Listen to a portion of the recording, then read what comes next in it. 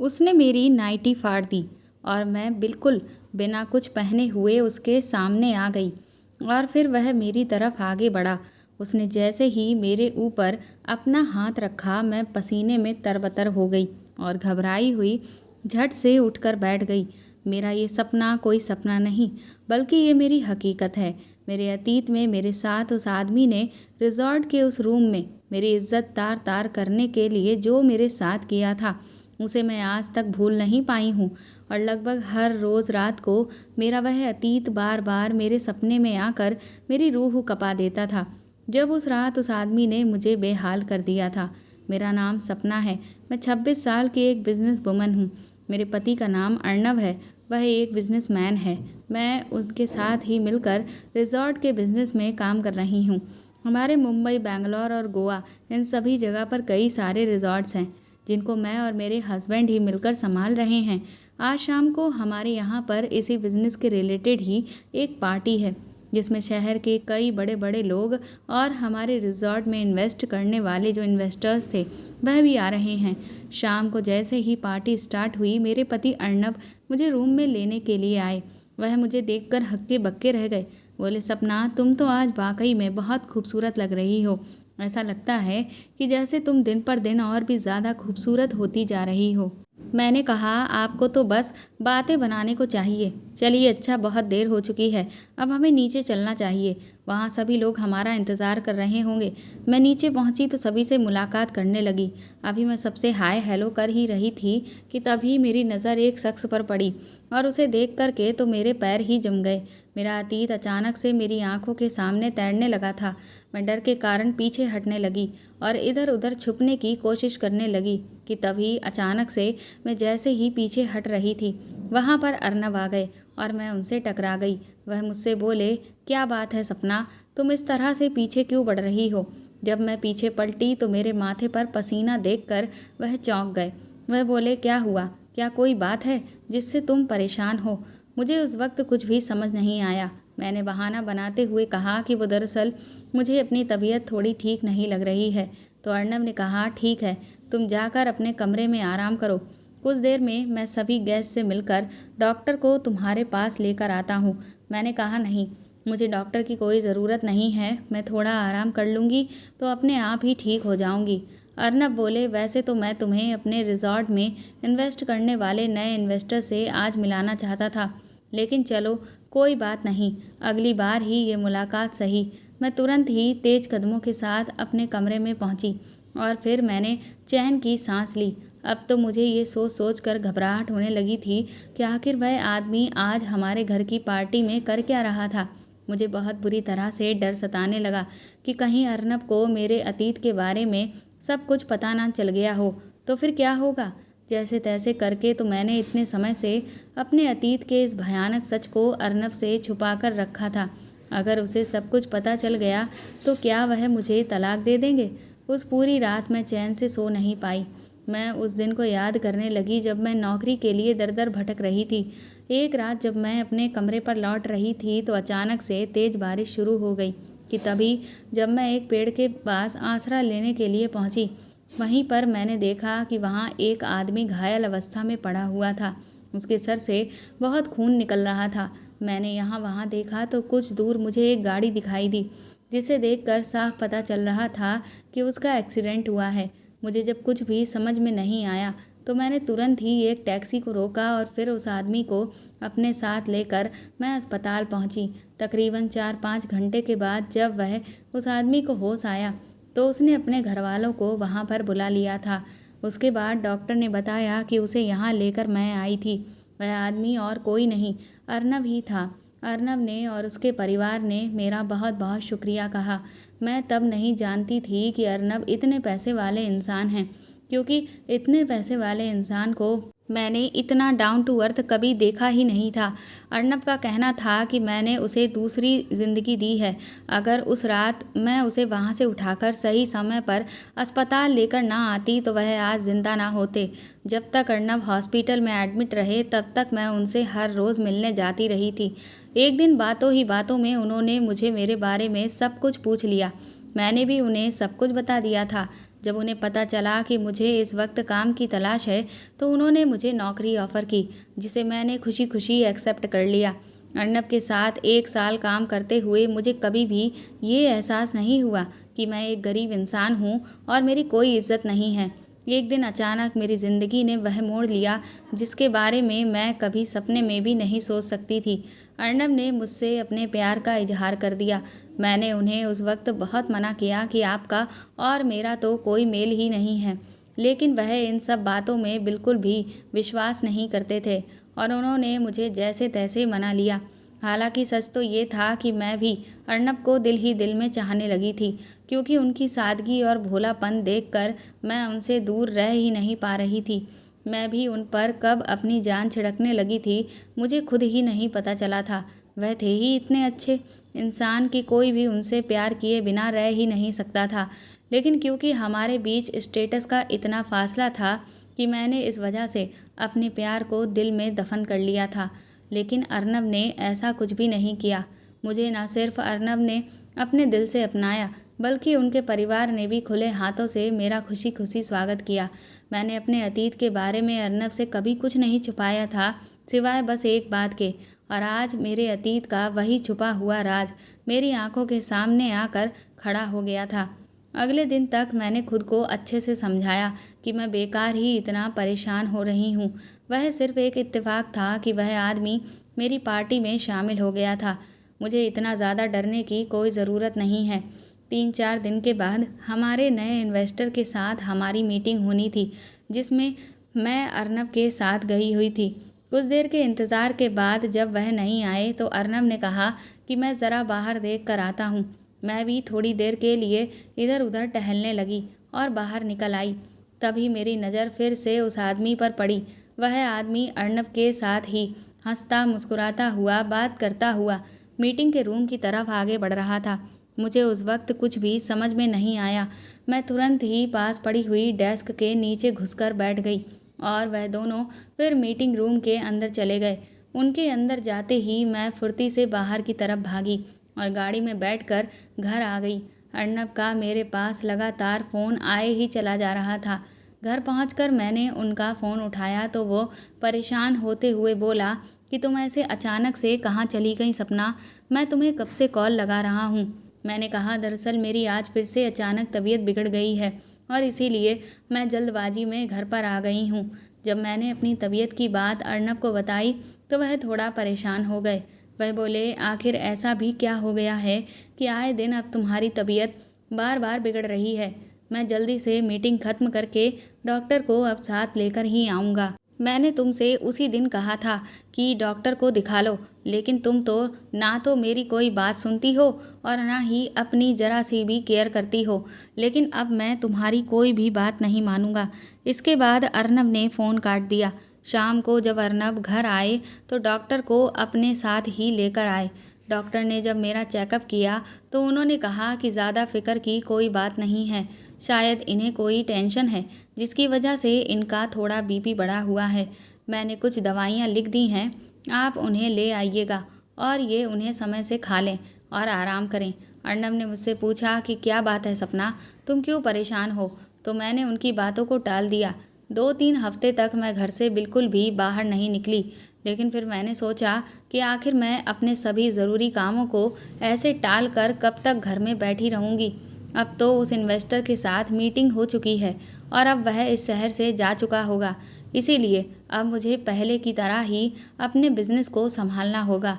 अगले दिन मैं तैयार होकर ऑफिस पहुंची और अपने कैबिन में जाकर सारे कामों को अच्छे से देखने लगी।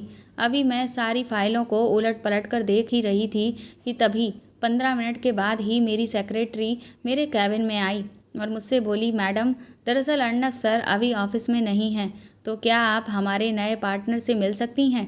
अर्नब सर को आने में अभी थोड़ा वक्त लग सकता है। मैंने कहा बिल्कुल, आप उन्हें मेरे कैबिन में ही ले आइए। जैसे ही मेरी सेक्रेटरी उस इंसान को कैबिन में लेकर आई, मेरे तो पैरों तले से ज़मीन ही निकल गई, क्योंकि वह और कोई नहीं था, वह हमारा वही न्यू इन्वेस्टर था जिससे मिलने से मैं अब तक बच रही थी। जिस तरह से मैंने पहली नज़र में ही उसे पहचान लिया था, ठीक उसी तरह से उसने भी मुझे पहली नज़र में देखते ही पहचान लिया था। और चौंक कर उसने मेरी सेक्रेटरी से बोला, तो ये हैं मिसेज अर्नब सिंघानिया? मेरे सेक्रेटरी ने कहा, जी हाँ, यही हैं।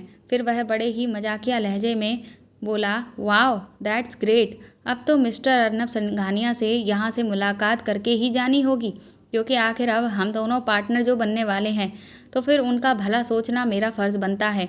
वह तुरंत ही कैबिन से बाहर निकले।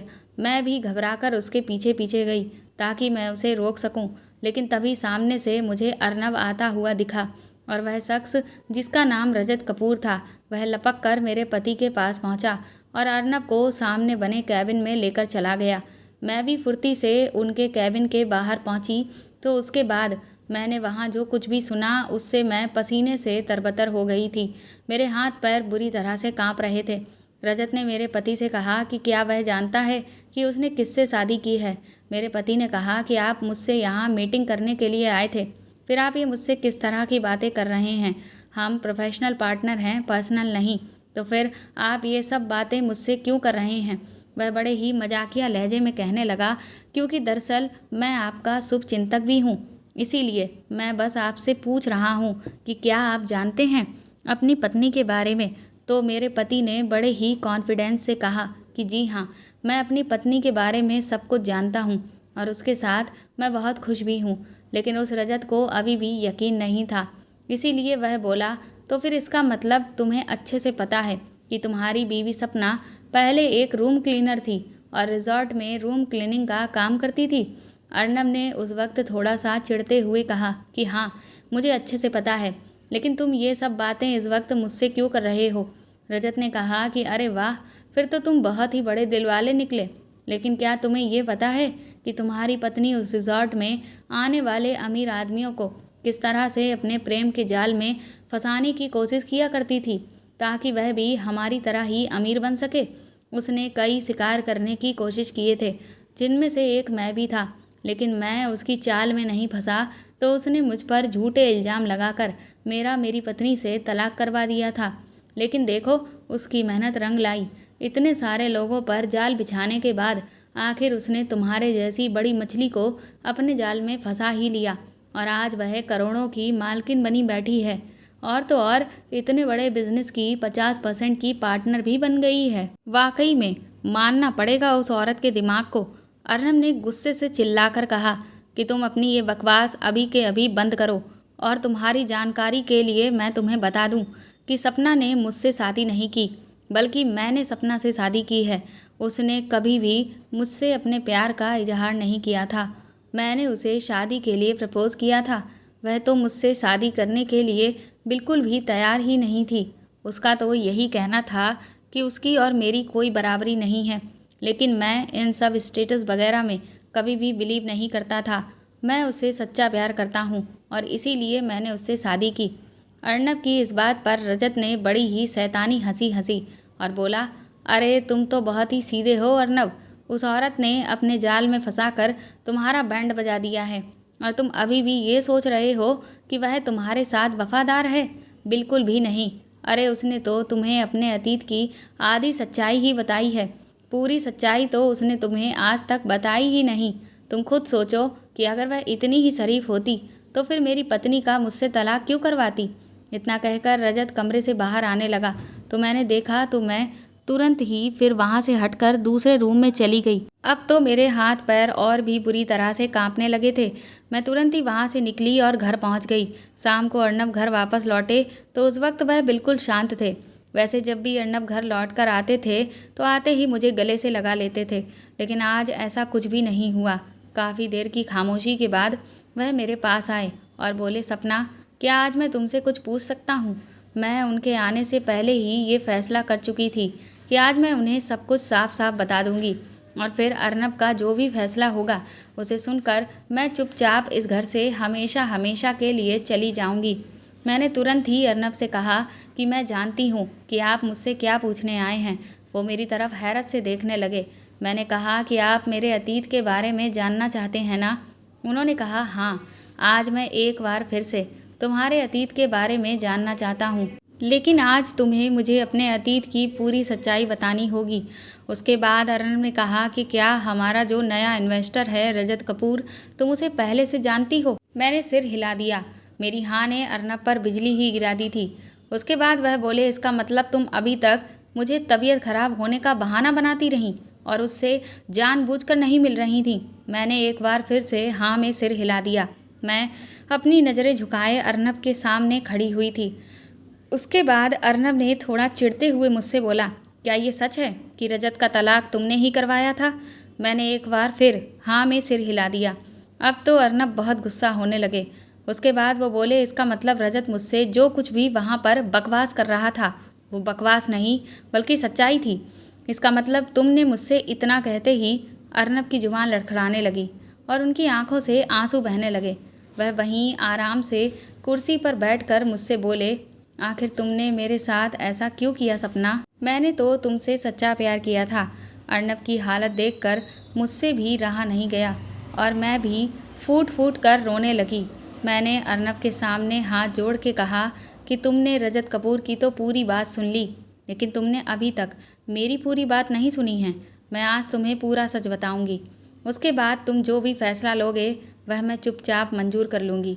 सच तो ये था कि अर्नब की जगह अगर कोई दूसरा पति होता तो वह अब तक अपनी पत्नी को घर से निकाल चुका होता और उसकी सफाई में कुछ भी नहीं सुनता।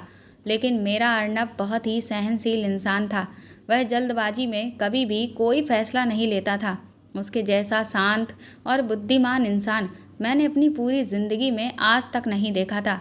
मैं आज तक जितने भी मर्दों से मिली थी वह सिर्फ ऐसे ही थे जो अपने अहंकार को दूसरों पर थोपने के लिए किसी भी हद तक जा सकते थे और औरतों को तो बिल्कुल कीड़े मकोड़े की तरह समझते थे, जिन्हें वह सिर्फ अपने मतलब के लिए इस्तेमाल करना चाहते थे बस।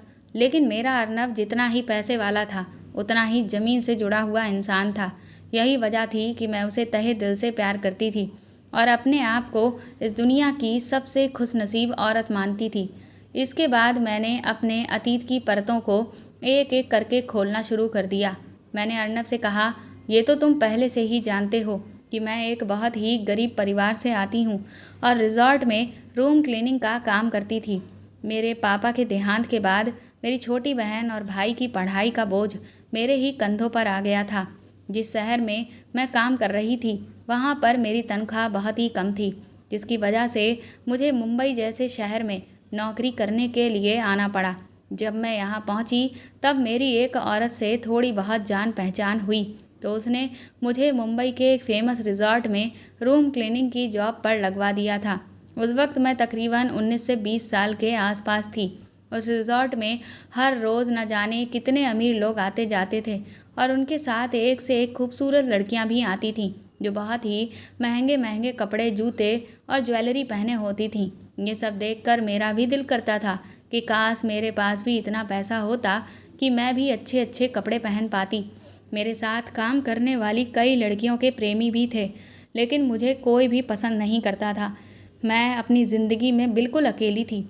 मेरा रोज़ का सिर्फ यही रूटीन था कि मैं सुबह उठती और अपने ज़रूरी काम निपटाकर रिजॉर्ट जाती और फिर वहाँ लोगों के कमरे साफ़ करती, उनकी फेंकी हुई गंदगी को उठाती, उनके बिस्तरों को झाड़ती, उनके सामान को ठीक करके रखती।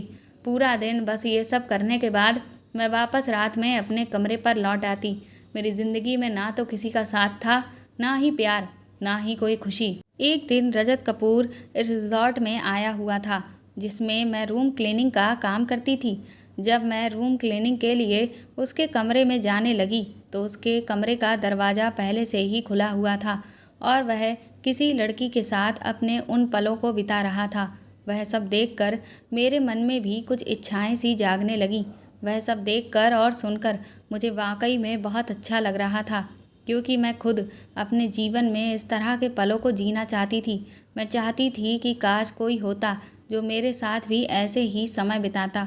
मैं जब उस हल्के से खुले दरवाजे से अंदर झांक कर देखा तो वह लड़की दिखने में बहुत ही सुंदर लग रही थी, क्योंकि उसने बहुत ही खूबसूरत एक ब्लैक कलर की नाइटी पहन रखी थी।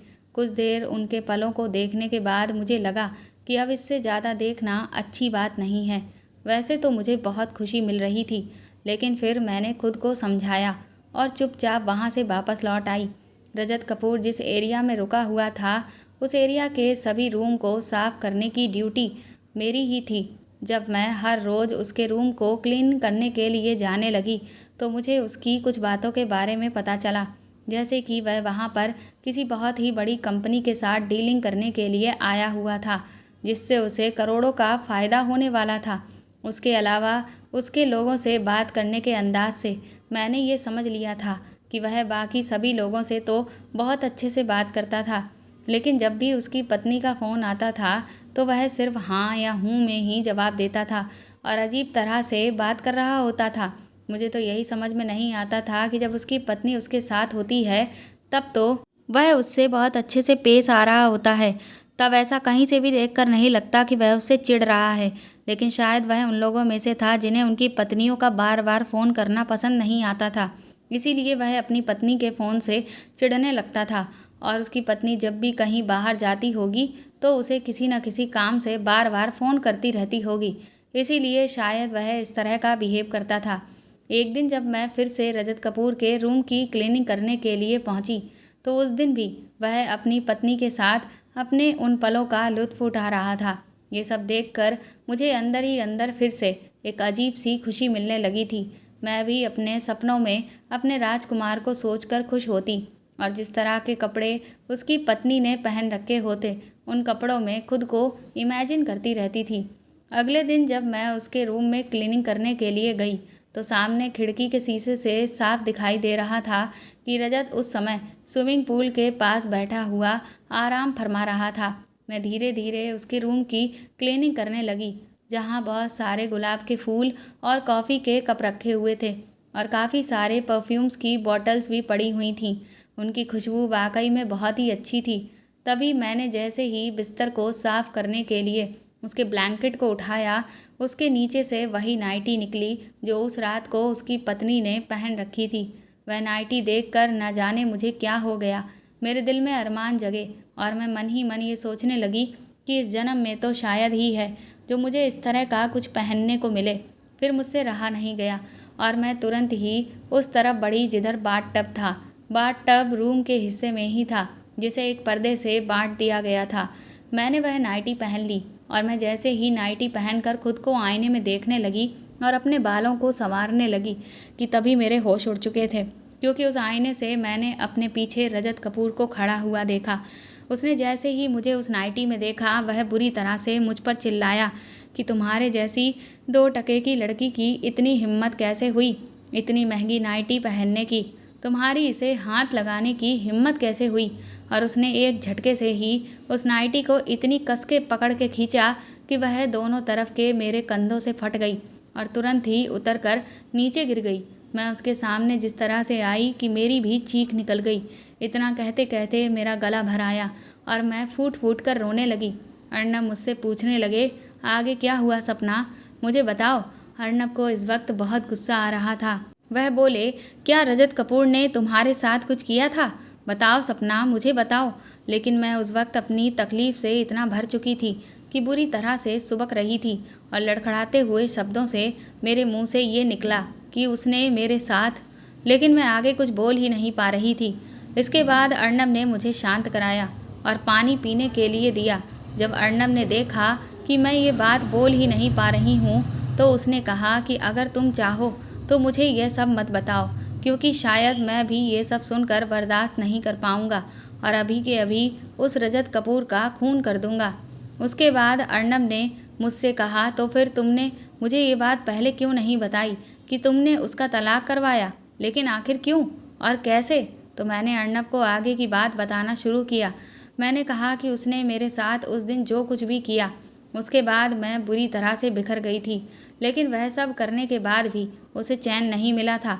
उसने मेरे मैनेजर को मेरी शिकायत कर दी और मेरे पूरे स्टाफ के सामने मुझे पूरी तरह से बेइज्जत किया। मेरे मैनेजर ने मुझसे इस बात से खफा होकर मुझे नौकरी से निकाल दिया और मुझे सिर्फ 2 दिन का समय दिया कि 2 दिन में मैं वहाँ पर अपना काम अच्छे से निपटाकर फिर वहाँ से रिज़ाइन देकर चली जाऊँ। इतनी अच्छी जॉब उस रजत कपूर की वजह से मेरे हाथ से चली गई थी। मैंने अपने मैनेजर को कई बार समझाने की कोशिश की कि रजत कपूर ने मुझ पर जो भी इल्ज़ाम लगाए हैं वह सारे झूठे हैं, लेकिन आखिर एक गरीब की आवाज़ कौन सुनता है। इतने समय से मैं वहाँ पूरी मेहनत और लगन से काम कर रही थी, लेकिन मेरे मैनेजर को वह सब दिखाई ही नहीं दिया। उसे तो सिर्फ अपना अमीर कस्टमर दिख रहा था और उसे खुश करने में ही उसे खुशी मिल रही थी। मेरे स्टाफ के लोगों ने भी सारी गलती मेरी ही निकाल दी कि मुझे इतने बड़े सपने देखने ही नहीं चाहिए थे और इतना महंगा कपड़ा छूना तक नहीं चाहिए था। उस रात मैं बहुत ज़्यादा रोई, क्योंकि अब दोबारा इतनी अच्छी सैलरी की जॉब मिलना मेरे लिए बहुत ही ज़्यादा मुश्किल था। और दूसरा, उस कपूर ने मेरे साथ जो कुछ भी किया था वह मैं बर्दाश्त नहीं कर पा रही थी। मैं यही सोच रही थी कि क्या गरीब की कोई इज्जत नहीं होती, उसका कोई भी मान सम्मान नहीं होता। इसीलिए मैंने यह फैसला कर लिया कि अब मैं रजत कपूर को छोड़ूंगी नहीं। उसने मेरे साथ जो कुछ भी किया है उसके लिए मैं उसे सबक सिखाकर ही मानूंगी, ताकि वह दोबारा कभी भी पूरी ज़िंदगी में किसी भी गरीब के साथ इस तरह की हरकत करने से पहले 1000 बार सोचे। अगले दिन जब मैं रिज़ॉर्ट पहुंची तो मुझे पहले से ही पता था कि आज उसकी करोड़ों की डील होने वाली है, जिसकी मीटिंग की वह तैयारी कर रहा था। मैं जैसे ही उसके रूम में पहुंची तभी उसके फ़ोन की घंटी बजी। मैंने जब फ़ोन उठाया तो मैं दंग रह गई, क्योंकि उस तरफ से उसकी बीवी बोल रही थी, जिसने कहा कि रजत अपनी पत्नी को मुंबई जाकर तो बिल्कुल भूल ही गया है, लेकिन वह उसे वहाँ बहुत मिस कर रही थी और इसीलिए आज वह थाईलैंड से दोपहर 3 बजे इस रिज़ॉर्ट में उससे मिलने आ जाएगी। मैंने सिर्फ हूँ हाँ में ही जवाब दिया, जिस तरह से रजत हमेशा से अपनी पत्नी को जवाब देता था, और फ़ोन रख दिया, क्योंकि इतना तो मैं अब तक देख ही चुकी थी कि रजत अपनी पत्नी से किस तरह से बात करता था।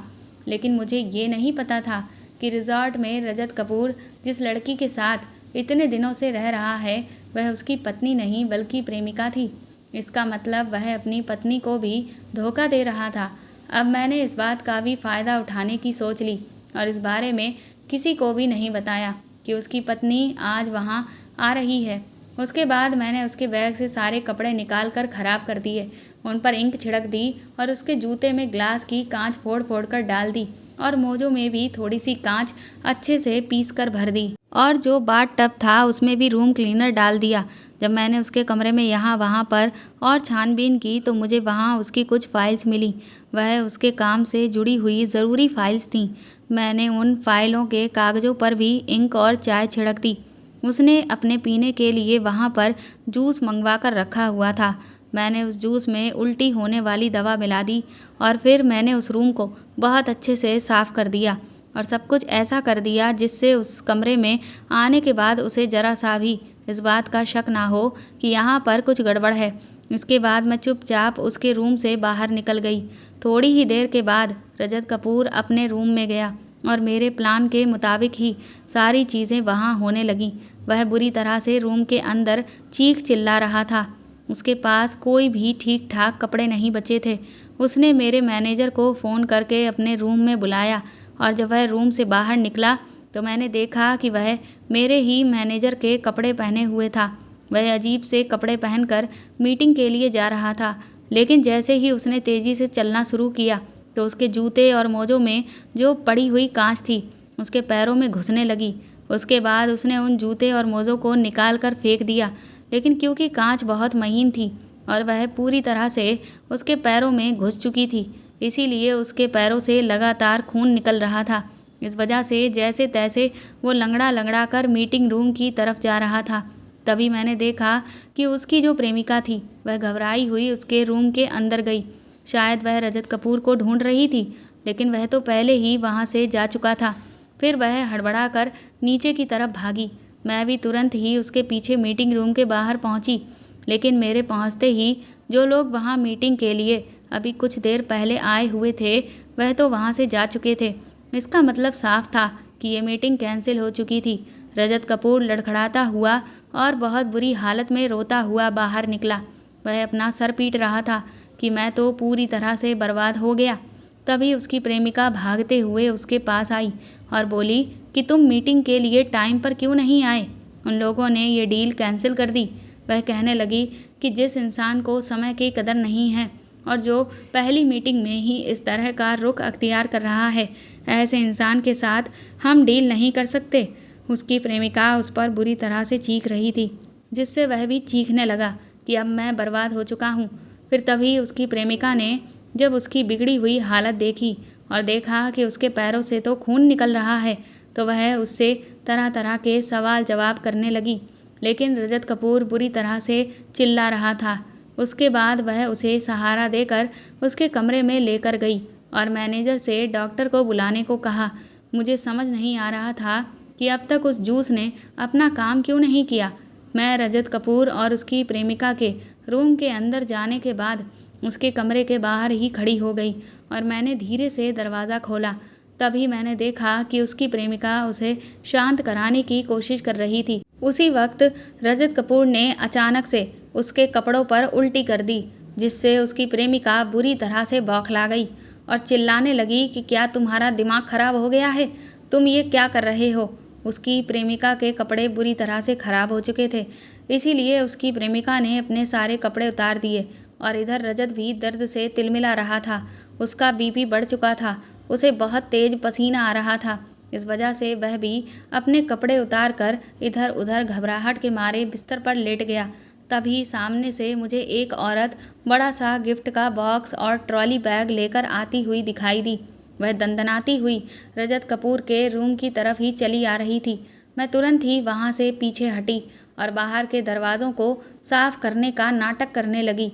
वो जैसे ही अंदर गई, अंदर का नज़ारा देख करके तो उसके होश ही उड़ चुके थे। मुझे बहुत ही ज़ोरदार 2-4 तमाचों की बाहर आवाज़ आई और रजत बुरी तरह से चीख रहा था कि कामिनी, एक बार मेरी बात तो सुनो। तुम जैसा सोच रही हो वैसा कुछ भी नहीं है। ये मेरी प्रेमिका नहीं है। उसकी पत्नी ने चिल्लाकर कहा कि अगर ये तुम्हारी प्रेमिका नहीं है तो इस वक्त ये तुम्हारे साथ रूम में, वह भी इस तरह की हालत में क्या कर रही है। ये तुम्हारी कौन सी मीटिंग हो रही है जहाँ पर इसने अपने कपड़े उतार कर रखे हुए हैं। इधर जब रजत की प्रेमिका ने ये सुना कि वह उसे अपनी प्रेमिका मानने से ही इनकार कर रहा है, तो वह भी बुरी तरह से बौखला गई और उसने भी रजत को पीटना शुरू कर दिया। ये सब सुनकर मेरे दिल को उस वक्त जो ठंडक मिल रही थी वह मैं बयां नहीं कर सकती थी कि रजत को उसके किए की सज़ा मिल रही थी। उसकी पत्नी ने तुरंत ही ऐलान कर दिया कि अब वह उसे तलाक दे देगी और दोनों औरतें तुरंत ही कमरे से बाहर निकल गईं और रजत उनके पीछे भागा। वो उन्हें समझाने की कोशिश में उनके पीछे चला जा रहा था और फिर वह वहीं लॉबी में गिर पड़ा। वह वहीं पड़े पड़े ही बुरी तरह से सुबक रहा था। मैं धीरे से रजत के पास गई और फिर मैंने उससे कहा कि आज के बाद अगर किसी भी गरीब की इज्जत के साथ तुमने इस तरह का खेल खेला तो समझ लेना ये तुम्हारा सबक था। और फिर मैं वहाँ से इस्तीफ़ा देकर चली आई। मेरी बात सुनकर अर्नब ने कहा कि तुमने जो भी किया बिल्कुल ठीक किया सपना, ऐसे गिरे हुए इंसान के साथ ऐसा ही होना चाहिए। दूसरों के चरित्र पर वह जिस तरह से उंगली उठा रहा था, पहले उसे अपने गिरेबान में झांक कर देखना चाहिए। मैंने अर्नब से कहा कि क्या अब भी तुम ये जानना नहीं चाहते हो कि उस दिन रजत ने मेरे साथ क्या किया था। अर्नब ने मेरी आंखों में आंखें डालकर कहा कि मुझे अब कुछ भी नहीं जानना। मैं सिर्फ इतना जानता हूँ कि मैं तुमसे प्यार करता हूँ और तुम मुझसे। मेरे इतना कहते ही मेरे पीछे से मेरी सास की आवाज़ आई। वह मेरी तरफ देखते हुए बोली, लेकिन मुझे सब कुछ जानना है कि उस दिन तुम्हारे साथ क्या हुआ था। मेरी सास मेरे कमरे के बाहर कब आ गई थी, हम दोनों को पता ही नहीं चला। अर्नब ने उन्हें रोकने की कोशिश की, लेकिन मेरी सास उस वक्त बहुत गुस्से में थी और उन्होंने कहा कि मुझे आज हर हाल में पूरा सच जानना ही जानना है। उसके बाद मैंने उन्हें बताना शुरू किया कि रजत कपूर ने जब मुझे इतनी महंगी नाइटी पहने हुए देखा तो उसने गुस्से में चिल्लाकर उस नाइटी को खींचकर फाड़ दिया और मैं फिर बिना कपड़ों के उसके सामने आ गई। शर्म के मारे मैं तुरंत ही नीचे झुकी और पास ही पड़े हुए मैंने अपने कपड़े उठाकर पहनना शुरू कर दिया। लेकिन वह इतना बेरहम निकला कि उसने मुझसे मेरे कपड़े छीन लिए और उन्हें उठाकर दूर फेंक दिया। मैं उसके सामने रहम की भीख मांगने लगी कि वह मेरे कपड़े मुझे वापस लौटा दे, लेकिन उस वक्त उसने मेरी एक भी ना सुनी। वो मुझसे बोला कि तुम्हारी इतनी औकात नहीं थी कि तुम इतनी महंगी नाइटी को हाथ भी लगाती, लेकिन फिर भी तुमने उसे पहना और ऐसा करके तुमने सबसे बड़ा गुनाह किया है। तुम्हारे जैसी लड़कियों को मैं बहुत अच्छे से जानता हूँ। जो अमीर घर के आदमियों के आगे खुद को रखने के लिए हमेशा तैयार रहती हैं ताकि उनसे कुछ पैसा ऐंठ सकें। तुम में और कोठे वालियों में कोई भी फ़र्क नहीं है। उस वक्त अपनी तुलना एक कोठे वाली से होते देख मैं बुरी तरह से उस पर चिल्लाई कि अपनी ये बकवास बंद करो। मैंने पास ही टंगे हुए पर्दे से खुद को छुपा लिया। इसके बाद वह मुझ पर हंसते हुए बोला कि अपना ये नाटक बंद करो। हर रात ना जाने कितने मर्दों को तुम उनके कमरों में जा जाकर फंसाती होगी और मेरे सामने यहाँ पर सीधी सादी बनने का ड्रामा कर रही हो। लेकिन तुम्हें नहीं पता कि इस बार तुम्हारा किस रईस इंसान से पाला पड़ा है। तुम्हें तो मैं सबक सिखाकर ही रहूँगा। उसके बाद उसने वह पर्दा भी मुझसे छीन लिया और अपना फ़ोन निकाल कर मेरा वीडियो बनाने की कोशिश करने लगा। ये सब देखकर तो मेरे होश ही उड़ चुके थे। मैंने तुरंत ही झटके से उसे धक्का दिया और उसका फ़ोन उससे छीन लिया, लेकिन वह तुरंत ही संभल गया और मेरे साथ छीना झपटी करने लगा। मैंने उसका फ़ोन बाथ टब में फेंक दिया। ये देख कर के तो वह और भी बुरी तरह से बौखला गया और मुझे बहुत ही गंदी गंदी बातें कहने लगा जिन्हें मैं अपनी ज़ुबान तक पर भी नहीं ला सकती। मैं लगातार रोए चली जा रही थी और वह मुझे बहुत कुछ बुरा बुरा सुनाता जा रहा था। मैं यही सोच रही थी कि क्या गरीब होना इतना बड़ा गुनाह है? क्या किसी गरीब की कोई इज्जत नहीं होती? उसके बाद उसने मेरे कपड़ों पर अपना मूत्र कर दिया और उस पर थूका भी और फिर बोला कि तुम्हारे जैसी लड़कियों की यही औकात है। तुम 2 कौड़ी की लड़की हो, ऐसे ही कपड़ों के काबिल हो, ना कि इस खूबसूरत और महंगी नाइटी के।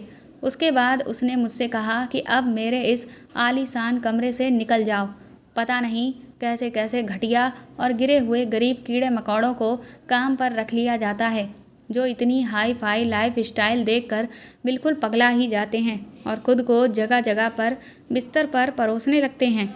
मैंने अपने वह कपड़े उठाए तो वह कपड़े पूरी तरह से गंदे हो चुके थे, लेकिन मेरी मजबूरी थी क्योंकि मैं रूम से बिना कपड़ों के निकल नहीं सकती थी। और फिर मजबूरन मैंने वही गंदे कपड़े पहने और वहाँ से रोते हुए बाहर निकल गई। मेरी इज्जत पूरी तरह से खाक में मिल चुकी थी और मेरे अंदर का आत्मविश्वास भी टूट गया था। इस सब से भी जब उसका पेट नहीं भरा तो अगले दिन उसने मेरी शिकायत मैनेजर से की और वही सब बातें उसके सामने भी दोहराईं और मुझे मेरे पूरे स्टाफ के सामने जलील किया। उसने जो भी मेरे साथ किया वह आज तक मैं कभी भूल नहीं पाई हूँ। ये कहते हुए मैं फूट फूट कर अर्नब के सामने रो रही थी। तभी मुझे अर्नब ने गले से लगा दिया। उन्होंने कहा कि बस करो सपना, अब तुम एक भी आंसू नहीं बहाओगी। तुमने बहुत बर्दाश्त कर लिया, लेकिन अब और नहीं। मेरी सास ने भी मुझे आकर गले से लगा लिया। ये देखकर मैं थोड़ा हैरत में पड़ गई। वह मुझसे बोली, मेरी बच्ची, मैंने जानबूझकर तुम्हारे अंदर भरा हुआ ये दर्द निकलवाया ताकि मैं चाहती थी कि तुम एक बार इस दर्द को अपनी ज़ुबान से बयां करो और जी भर के रो लो और हमेशा हमेशा के लिए इस दर्द को भूल जाओ। उस आदमी ने जो कुछ भी तुम्हारे साथ किया वह उस आदमी की अपनी औकात थी जो उसने दिखा दी थी। सच में उस रात मैं कई सालों के बाद थोड़ा सुकून से सोई थी क्योंकि मैंने पहली बार अपने साथ हुई उस ज्यादती को रो रो कर सबको बताया था और अपने दिल का बोझ हल्का किया था। अर्नब ने मुझसे कहा कि तुमने उस आदमी के साथ जो भी किया बिल्कुल ठीक किया, बल्कि वह तो इससे भी ज़्यादा सज़ा पाने का हकदार था।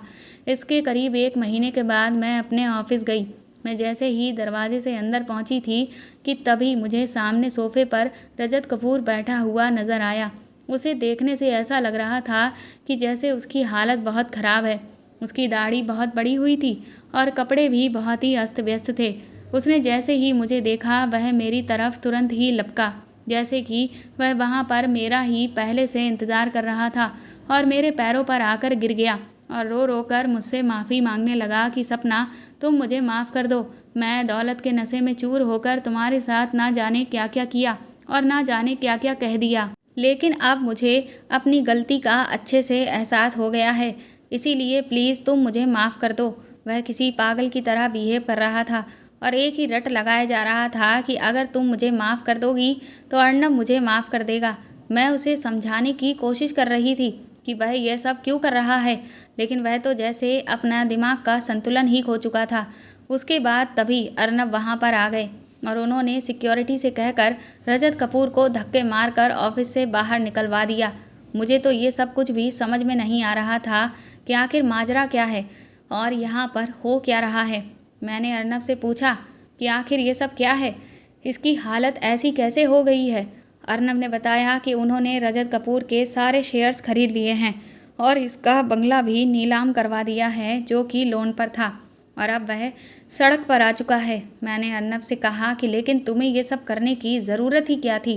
अर्नब ने कहा कि ज़रूरत थी, उसे कम से कम अब यह एहसास तो होना चाहिए कि दौलत के नशे में उसने एक औरत की बेइज्जती करके कितना बड़ा गुनाह किया है और उसकी ये सज़ा उसके गुनाह के बदले में बहुत छोटी है। लेकिन अभी तो इसकी सज़ा की बस ये सिर्फ छोटी सी शुरुआत है, अब आगे देखना कि मैं इसका क्या हाल करता हूँ। अर्नब ने मुझे तुरंत ही गले से लगा लिया और मेरे हाथों को चूमते हुए कहा कि मैं तुमसे बहुत प्यार करता हूँ सपना, और तुम्हारी इज्जत से बढ़कर मेरे लिए दुनिया में कुछ भी नहीं है। मैं अर्नब की आंखों में फ़ख्र से देख रही थी और सोच रही थी कि इस आदमी ने मुझे फर्श से अर्श तक पहुंचा दिया है और मुझे कितना खुश नसीब बना दिया है। और आज की इस अहंकारी दुनिया में अर्नब ने एक उदाहरण पेश किया है कि इंसान को अपने पैसों के नशे में खोकर कभी किसी की बेइज्जती नहीं करनी चाहिए, क्योंकि जब वक्त बदलता है तो बर्दाश्त करना मुश्किल हो जाता है। तो दोस्तों, आपको मेरे द्वारा लिखी हुई ये कहानी कैसी लगी हमें कमेंट करके ज़रूर बताएं और प्लीज़ इस कहानी को ज़्यादा से ज़्यादा शेयर और लाइक करके मेरे चैनल को सपोर्ट करें। साथ ही अगर आप चाहें तो मुझे सुपर थैंक्स भी खरीद कर दे सकते हैं। सुपर थैंक्स का ऑप्शन आपको इस वीडियो के नीचे दिए हुए सभी ऑप्शंस में दिख जाएगा, जो कि हार्ट शेप में बने हुए डॉलर के साइन के तौर पर है। और अगर आप मेरे चैनल पर नए हैं तो सब्सक्राइब करके बेल आइकन को ज़रूर दबा दीजिएगा, ताकि आगे भी मैं आपको ऐसी ही अच्छी कहानियाँ सुनाती रहूँ। Thank you.